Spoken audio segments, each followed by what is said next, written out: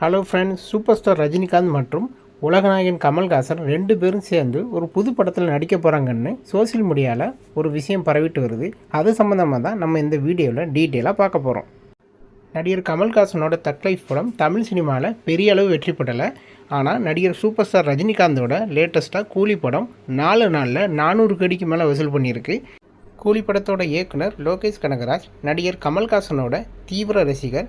சில வருஷத்துக்கு முன்னாடி லோகேஷ் கனகராஜ் நடிகர் கமல்ஹாசன் மற்றும் நடிகர் ரஜினிகாந்த் 2 பேருக்கும் சேர்த்து ஒரு கதை வச்சுருக்கிறதா சொல்லியிருந்தார். ஆனால் பல்வேறு காரணங்களால் அந்த பேச்சுவார்த்தை அடுத்த லெவலுக்கு போகலை. ஆனால் இப்போ கூலி படத்தோட வெற்றிக்கு பிறகு நடிகர் கமல்ஹாசன் மற்றும் நடிகர் ரஜினிகாந்தை வச்சு ஒரு புது படம் எடுக்கலான்னு லோகேஷ் கனகராஜ் முடிவு பண்ணியிருக்காரு. இந்த படமும் கேங்ஸ்டர் படமாக தான் இருக்குன்னு எல்லாரும் சொல்லிக்கிறாங்க.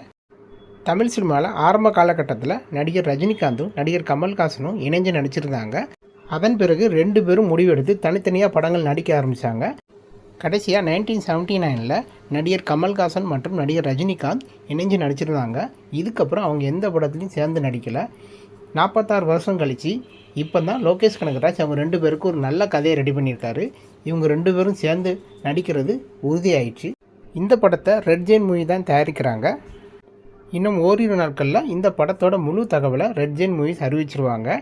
ஸோ இந்த வீடியோ சம்மந்தமான கருத்துக்களை கமெண்ட் செக்ஷனில் கமெண்ட் பண்ணுங்கள். இந்த வீடியோ பிடிச்சிருந்ததுன்னா லைக் பண்ணுங்கள். நம்ம சேனலை சப்ஸ்கிரைப் பண்ணி சப்போர்ட் பண்ணுங்கள். தேங்க்ஸ் ஃபார் வாட்சிங்.